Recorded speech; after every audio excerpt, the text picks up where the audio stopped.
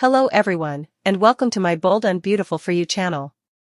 I hope everyone is having a wonderful day. Before we begin, please hit the subscribe button and give this video a thumbs up. The opulent, sun-drenched living room of the Forrester Creations mansion, usually a sanctuary of tasteful modern art and the faint, lingering scent of expensive perfume, had become a crucible of suffocating tension, the very air thick enough to taste, metallic with the tang of betrayal and seismic, world-shattering revelation. Ridge Forrester, a man whose very posture usually exuded an aura of patrician authority and effortless control, stood as a statue carved from pure, unadulterated fury, his broad shoulders rigid, his knuckles bone-white as they clenched at his sides, his famously handsome face a grotesque mask of disbelief and burgeoning rage, the veins in his temple throbbing a frantic, dangerous rhythm against his tanned skin. The words, "She's not your daughter." Words hurled not as a mere accusation but as a definitive, brutal truth bomb detonated right in the heart of his existence, still seemed to hang in the space between him and Brooke Logan, his wife, the woman he had fought for, betrayed for, and built a fractured yet enduring life with across decades of dizzying highs and catastrophic lows. For a long, agonizing moment, the only sound was the ragged, torn from the chest heave of his own breath, the silence itself a weapon. "What?" he finally ground out, the single syllable low, guttural, and laced with a venom that made Brooke flinch, her tear-filled eyes wide with a frantic, desperate panic. "Did you just say to me?" He took a menacing step forward, his gaze boring into her, refusing to blink, as if trying to physically wrest the truth from her soul. "Ridge, please, you have to let me explain," Brooke stammered, her voice a fragile, trembling thing, a stark contrast to the steely resolve she had mustered mere minutes ago. But he cut her off with a slashing motion of his hand, a gesture so sharp and dismissive it felt like a physical blow. "Explain? Explain," he roared, the volume suddenly exploding through the quiet room, causing a crystal vase on the mantel to tremble. "You just looked me in the eye, after 30+ years of me raising that girl, of me walking her to her first day of school, of me teaching her how to ride a bike, of me holding her when she had her heart broken, of me giving her away at her wedding, of me believing she was my blood, my legacy, my father's granddaughter, and you have the audacity to tell me to let you explain that she's not my daughter?" His voice cracked on the last word, the raw, wounded father momentarily eclipsing the enraged husband. "Who, Brooke? Who is it? Tell me right now." The demand was a snarl, a primal challenge. Brooke, looking as if the foundation of her own life was crumbling beneath her feet, wrapped her arms around herself, a feeble attempt at self-preservation. It was a lifetime ago, Ridge. It was before you and I were, it was during one of our countless breakups, when you were with Taylor, when I was so lost, so alone. She was spiraling, trying to contextualize a sin that she knew, in this moment, was utterly without context or justification. "I can't do this," Ridge whispered, turning away from her, running a shaking hand through his thick, silver-streaked hair, his mind a chaotic montage of Steffy's face at every age, her smile, so like his mother's, her fierce determination, so like his father's, the way she held a design pencil, a carbon copy of his own grip. All of it, a lie. A beautifully constructed, agonizingly perfect lie. All this time, all the fights with Taylor, all the arguments about who was the better influence, who was the real parent, and it was all a farce. I was fighting for a child who wasn't even mine. He spun back to face her, his eyes blazing with a new, more terrifying kind of calm. "The name, Brooke. I won't ask again." Brooke squeezed her eyes shut, as if by not seeing him, the words would hurt less. "James," she breathed, the name leaving her lips as barely a whisper, yet it landed in the room with the force of a detonation. "James Warwick." The name hung in the air, nonsensical, almost laughable in its obscurity and its anachronistic quality, a ghost from a past so distant it felt like another lifetime, another show entirely. Ridge's brow furrowed in profound, utter confusion, the rage momentarily stalled by sheer incredulity. "James Warwick," he repeated, the name tasting foreign and absurd on his tongue. "Brooke, what in God's name are you talking about?" "James Warwick has been in England for decades. He was with your mother, for heaven's sake." "This is insane. This is a pathetic, desperate lie." but Brooke was shaking her head, fresh tears tracking through her meticulously applied makeup. It's not a lie. It was the summer you left for Paris with Caroline. I was devastated. Mom and James were having their problems, and he was kind. He was there. It was a moment of profound weakness, a terrible, horrible mistake that lasted less than a week, and I buried it so deep because I was so ashamed, and then you came back, and we found our way back to each other, and when I found out I was pregnant, there was no doubt in my mind, none, that she was yours. The timing, it lined up, it had to be yours.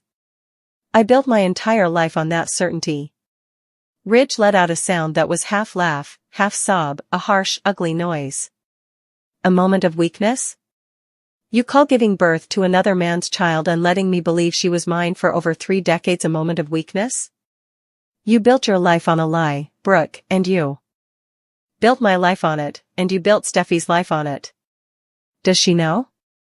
Does James Warwick's daughter know that her entire identity is a fraud? The question was spoken with such concentrated venom that Brooke physically recoiled. No. No, of course she doesn't know. I never knew for sure myself, not until recently. Her voice trailed off, a dangerous admission.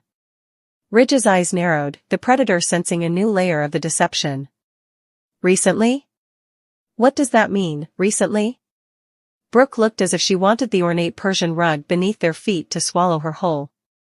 It was when Steffy was so sick a few years back, the scare with her blood work, the doctors needed a full familial history. I started looking into things, quietly, terrified, and then, with the advent of those at-home DNA testing kits, the curiosity, the fear, it became a ghost that haunted me. I finally sent a sample of her hair from an old baby brush, against my better judgment, and the results confirmed it. The paternity was a statistical impossibility for you. It pointed directly to him. The revelation that she had known for years, that she had carried this atomic secret inside her, watching him play the doting father and grandfather, while knowing the truth, was perhaps the most devastating blow of all. It wasn't a sin of the past, it was an active, ongoing deception of the present. The fury that had been a roaring inferno in Ridge's chest now condensed into something cold, hard, and infinitely more dangerous. Get out, he said, his voice dangerously quiet. Brooke stared at him, uncomprehending. Ridge, please, we have to talk about this, we have to get out, he bellowed, pointing a trembling finger toward the grand, arched doorway. Get out of this house. Get out of my sight. I cannot look at you. I see 30 years of my life, of my love, of my fatherhood, and all I see is a lie wearing your face. Get out. The finality in his tone was absolute. As Brooke, sobbing openly now, fumbled for her purse and fled the room, the sound of the heavy door closing echoing like a tomb seal, Ridge was left alone in the devastating silence. He stumbled toward the grand piano, where a silver-framed photograph of a beaming Steffy in her wedding dress sat proudly. He picked it up, his hands shaking so violently the glass rattled. He stared into the eyes of the woman he had called his daughter, searching for a trace of James Warwick, and now, horrifyingly, he began to see it, not in the color of her eyes or the shape of her face, but in the ghost of an expression, a certain tilt of the head he had always attributed to Brooke's side of the family, now recontextualized as the spectral presence of a man he had considered a relic of a bygone era. The implications began to crash over him in relentless, suffocating waves.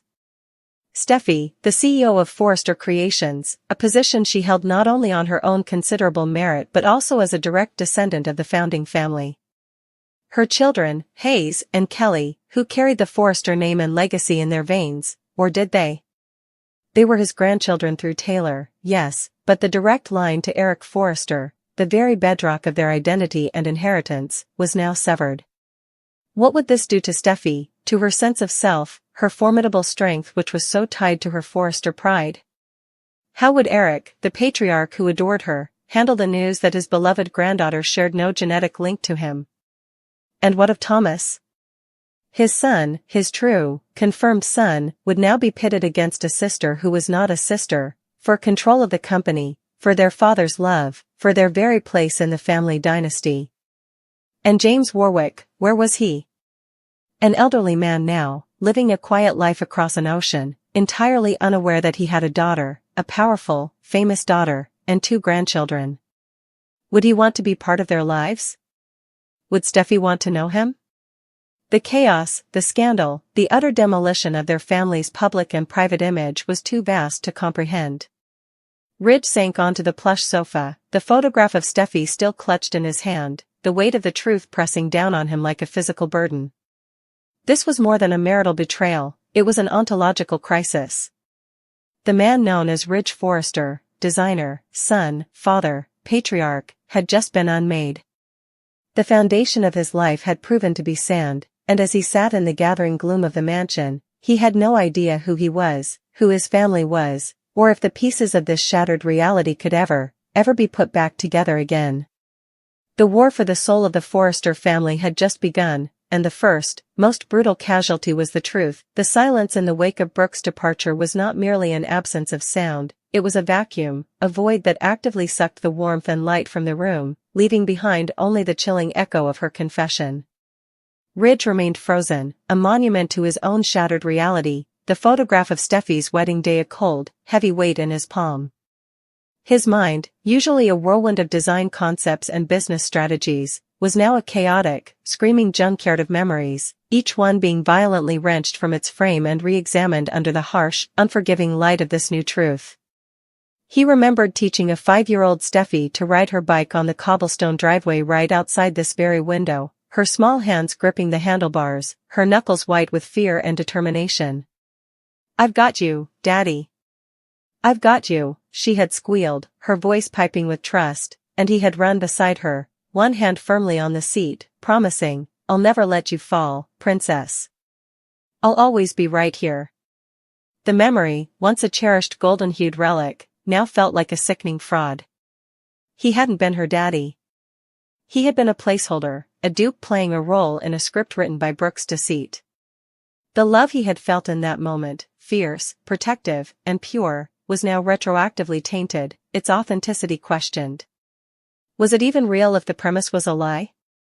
A fresh, more visceral wave of nausea hit him as his thoughts spiraled to the countless conflicts with Dr. Taylor Hayes, the woman he had loved, the mother of his son Thomas. Their epic battles over Steffy's upbringing, the bitter arguments about values and influence, the times Taylor had accused him of favoring Steffy because she was Brooke's daughter, the irony was so thick and poisonous he could taste it. All those years, he had been defending a paternity that didn't exist, fighting for a right that wasn't his, while his actual, biological son, Thomas, had sometimes seemed to exist in the shadow of his dynamic, perfect sister. The guilt was a new, sharp blade twisting inside the gaping wound of his rage. Had he, in some subconscious way, failed Thomas because he was pouring a father's love into a child who wasn't his? The psychological ramifications were a dizzying, bottomless pit. His gaze drifted from the wedding photo to a more recent one, a candid shot of Steffy with her children, Hayes and Kelly. His grandchildren. Or were they? The legal and genetic complexities were a minefield. Kelly was Finn's daughter, and Finn was Steffy's husband, no direct Forrester blood there, but she was still Taylor's granddaughter through Steffy, a connection that now felt tenuous and confusing. But Hayes? Hayes was Steffy's son, and if Steffy was not a Forrester, then Hayes's direct lineage to the Forrester empire, the legacy of Eric Forrester, was severed. The boy would not be the heir to the throne in the way everyone had assumed. This wasn't just about feelings, it was about dynasty, about power, about the multi-billion-dollar empire that was Forrester Creations.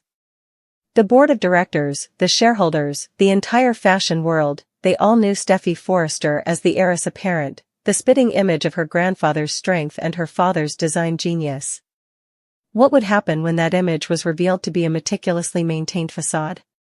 And what of Eric? His father, the legendary patriarch, whose health had been so fragile, whose greatest joy in his later years was seeing his legacy secure in his grandchildren, especially in Steffy, who mirrored his own passion and fire. Telling Eric that Steffy was not his biological granddaughter could break him. It could, quite literally, kill him. The weight of that responsibility felt like a physical crushing force on Ridge's chest. He would have to be the one to destroy his father's world, to tell him that a fundamental piece of his legacy, a woman he had helped raise and mentor and adore, did not carry his blood. The scandal would be cataclysmic. The press would have a field day. Forrester heiress a bastard child. Fake Forrester. The stunning secret of Steffy Forrester. The headlines wrote themselves in his mind, each one more lurid and damaging than the last. Then there was the specter of James Warwick himself. The name was like a relic from a forgotten archaeological dig. James Warwick, the dashing, honorable British ex-detective who had been entangled with Brooke's mother, Beth Logan, a lifetime ago. A good man, by all accounts. A decent, stable man who had left Los Angeles and the vortex of their drama for a peaceful life in England.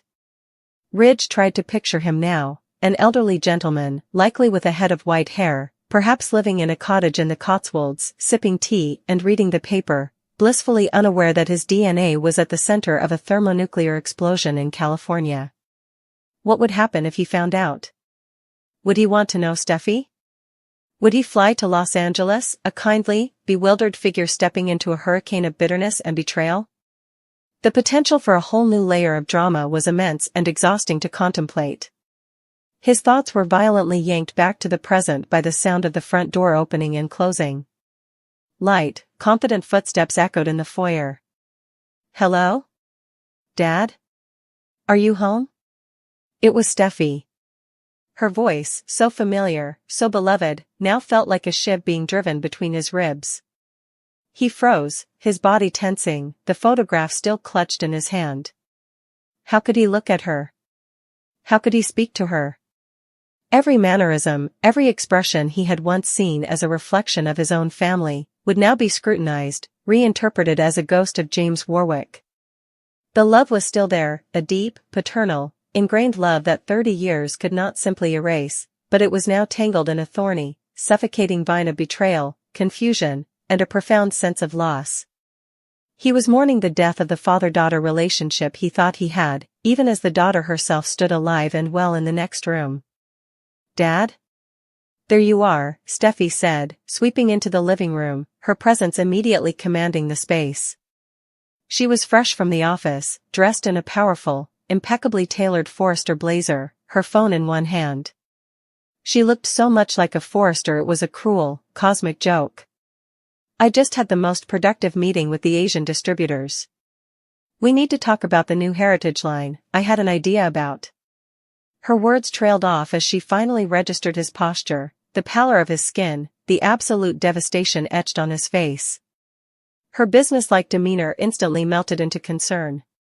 "Dad? What's wrong? You look like you've seen a ghost." She moved toward him, her hand outstretched.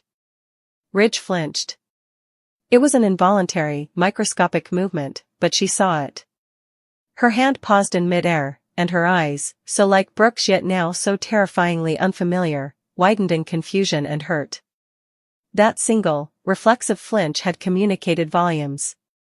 "Ridge," she asked, using his first name, the way she did only in moments of extreme seriousness. "What is it? Is it Grandpa Eric? Is he okay?"